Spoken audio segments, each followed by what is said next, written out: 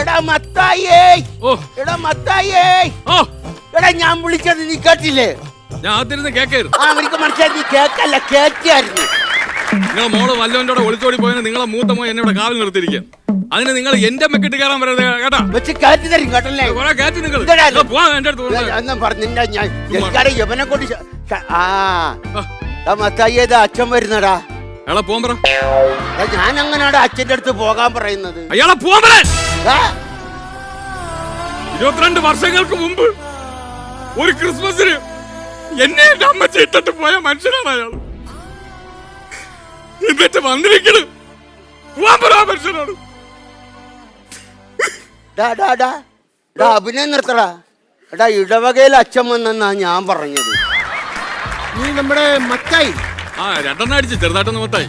അതല്ല, ലോനപ്പന്റെ മകൻ മത്തായി. അത് തന്നെ എന്നാണ് എന്റെ വിശ്വാസം.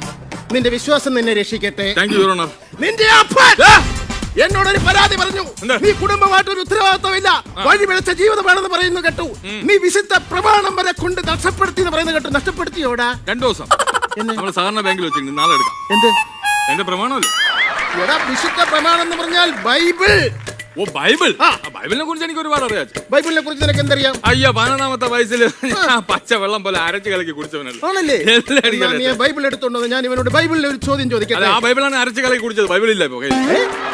ഞാൻ ബൈബിളിൽ നിന്നോടൊരു ചോദ്യം ചോദിക്കാൻ, അതിന് ഉത്തരം പറയണം. ആദാമിന് എത്ര മക്കളുണ്ട്? 3. എടാ ആദാമിന് 2 മക്കളേ ഉള്ളൂ. ഒന്ന് കായേലും ഒന്ന് ഹാബേലും. അപ്പൊ അബുവോ? ഏതബു? ആദാമിന്റെ മകൻ അബു. എടാ അത് സലീംകുമാറിനോട് ഞാൻ ചോദിക്കാം. എന്നോടാണ് ചോദിക്കുന്നത്. സലീംകുമാറിന്റെ പടത്തിലെ കാര്യം കറിയപ്പ പിരിഞ്ഞു വന്ന് ഇവനോട് പറഞ്ഞിട്ട് കാര്യമില്ല. മക്കളൊക്കെ വല്ലതൊക്കെ തരുന്നുണ്ടോ?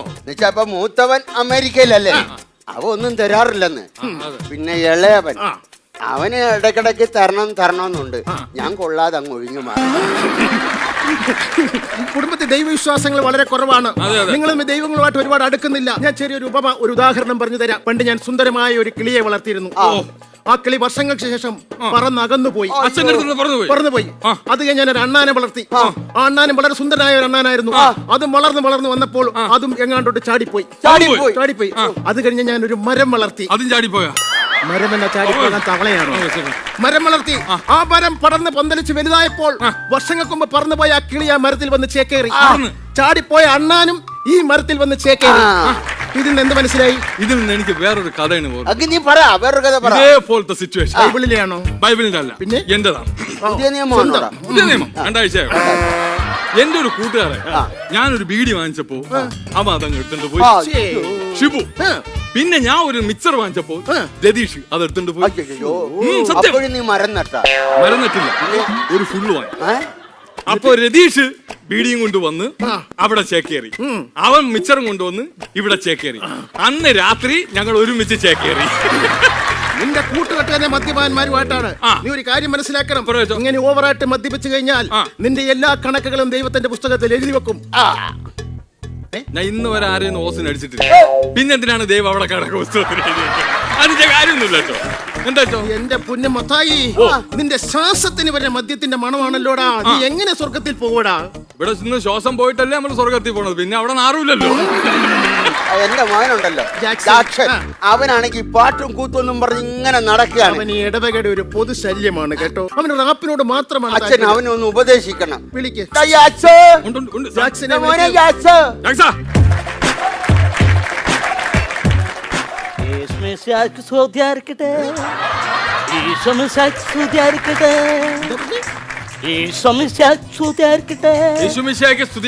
അതാണ്. ഇതൊക്കെ ആണെങ്കിലും അച്ഛൻ എന്റെ കുഞ്ഞിന് ഇന്ന് വരെ ഇടവകയിൽ പാടാൻ ഒരു അവസരം കൊടുത്തിട്ടില്ല. കറിയാപ്പാപ്പൻ അങ്ങനെ മാത്രം പറയരുത്. എന്താണ്? കഴിഞ്ഞ വർഷം ദുഃഖ വെള്ളിയാഴ്ചക്ക് ഇവന് പീഡാനുഭവത്തിന് കർത്താവിന്റെ പാട്ട് പാടാൻ ഞാൻ അവസരം കൊടുത്തു.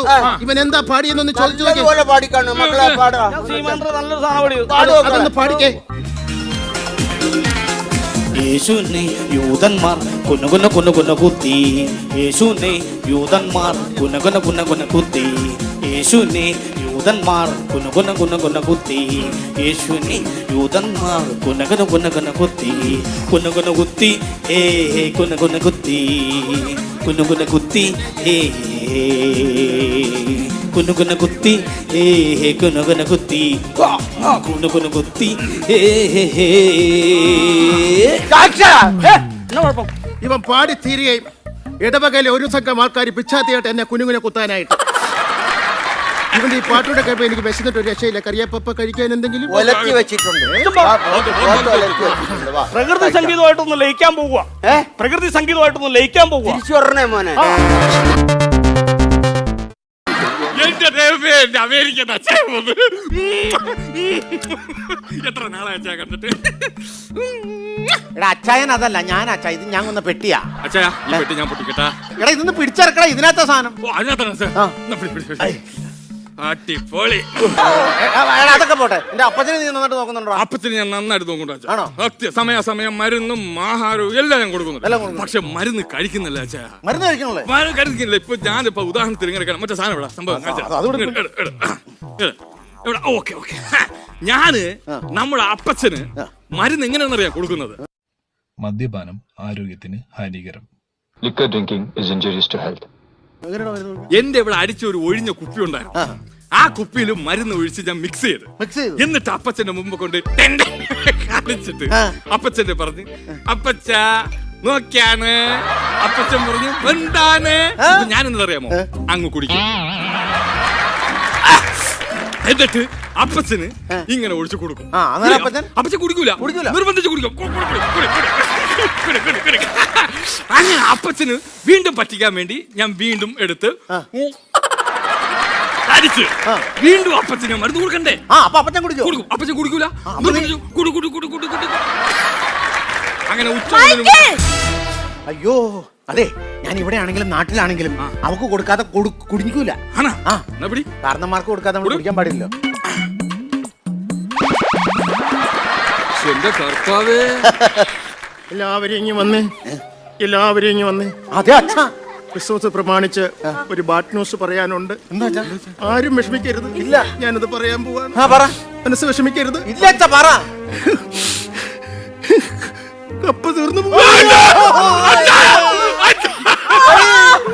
നമ്മള് വന്നിട്ട് അപ്പം തീർന്നു.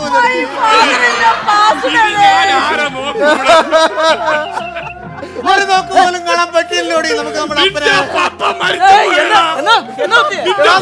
മരിച്ചുപോയി. അപ്പം മരിച്ചുപോയി.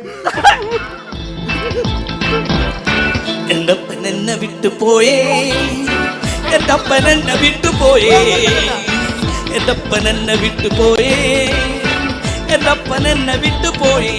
എനിക്കിനി ആരുണ്ട്, എനിക്കിനി ആരുണ്ട്, എനിക്കിനി ആരുണ്ട്?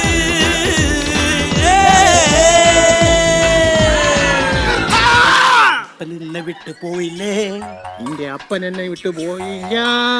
എന്റെ അപ്പൻ എന്നെ വിട്ടു പോയില്ല. നിങ്ങളുടെ പപ്പ തീർന്നു പോയെന്നല്ല ഞാൻ പറഞ്ഞത്, കപ്പ തീർന്നു പോയെന്ന്. നാട്ടിൽ വന്നിട്ട് കപ്പ പുഴുക്ക് തിന്നാൻ വേണ്ടിട്ടാണല്ലോ ഞാൻ ഇങ്ങോട്ട് വന്നത്. ആ കപ്പ മൊത്തം തീർന്നു പോയി.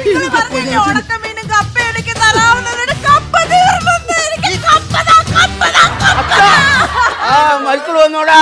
മൈക്കോ? മൈക്കിളല്ല, ഫ്ലൈറ്റിലാണ്. മൈക്കിൾ വന്നോന്ന്. അതാപ്പോ ഞാൻ വന്നപ്പോ. ഈ ആകെ വെളുത്ത് സുന്ദര കുട്ടനായല്ലോ. അവിടുത്തെ കാലാവസ്ഥ എങ്ങനെ മക്കളെ? എന്നാ പറ്റാ? അമേരിക്കയിലൊക്കെ ക്രിസ്മസ് ഒക്കെ ഉണ്ടാടാ. എന്റെ അപ്പച്ച ഇവിടെ വല്ല ക്രിസ്മസ് ആണോ? അമേരിക്കയിലെ ക്രിസ്മസ് ആണ് ക്രിസ്മസ്. അടിച്ചുപൊളി, അടിപൊളിയാ. അവിടെ സ്റ്റാർ ഒക്കെ ഇടൂടാ മക്കളെ. അപ്പച്ച അവിടത്തെ സ്റ്റാർ ഞാനല്ല. എന്റെ മേളിലൊരു സ്റ്റാർ ഇല്ല. വേറെ സ്റ്റാർ ഇല്ല. ഈ സ്റ്റാർ ഞാനൊക്കെ കത്തിച്ച് കെട്ടി തൂക്കും. കത്തിച്ച് കെട്ടി തൂക്കണേ കൊള്ളാം, ബൾബടിച്ച് പൊട്ടിക്കരുത്. മക്കളെ, നമ്മുടെ ഇവിടുത്തെ പോലെ ക്രിസ്മസിന് അവിടെ മത്സരങ്ങളൊക്കെ ഉണ്ടാകും. പിന്നെ അവിടെ ഭയങ്കര മത്സരം. അവിടെ ഏറ്റവും കൂടുതൽ മത്സരം ക്യാരംസ് കളിയാണ്. ക്യാരംസിൽ ഞാനാണ് വിന്നർ. കുഴി ചാടിക്കാൻ അവിടെ ആണെങ്കിലും ഇവിടെ ആണെങ്കിലും ഇവിടെ കഴിഞ്ഞ് മറ്റൊരാളില്ല.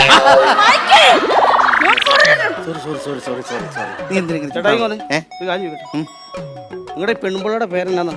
ജെഫ്രി. അല്ലാതെ റെഫറി ഒന്നും അല്ലല്ലോ. വിസിലടിക്കുമ്പോ തന്നെ നിങ്ങളുടെ അവിടെ പുറകെ നടക്കാൻ വേണ്ടി നാളല്ലോ മനുഷ്യ. ആവശ്യമില്ല അവനോട്ട് വഴക്കൂടാ നിൽക്കുന്നത്. കാര്യം നിനക്കറിയോ? അവിടെ ഇവൻ ഭയങ്കര റേപ്പാണ്.